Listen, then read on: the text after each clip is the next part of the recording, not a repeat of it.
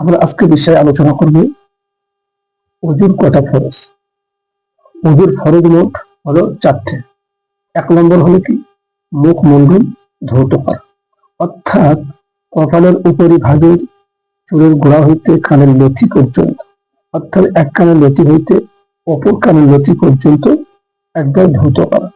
এবং 2 নম্বর হলো কি 2 নম্বর হলো যে উভয়ের হাত এবং ধৌত করা। 3 নম্বর হলো কি মাথার 4 ভাগের 1 ভাগ মাসা করা। এবং 4 নম্বর হলো পা এবং ঠাকুনি পর্যন্ত ধৌত করা।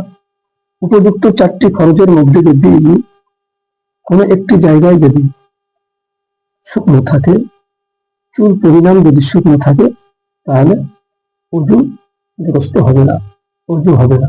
তাহলে আমাদের এদিকে খেয়াল রাখতে হবে, বেশি বেশি করে আমরা যাতে সুন্দরভাবে অজু করতে পারি সেদিকে আমাদের খেয়াল রাখতে হবে।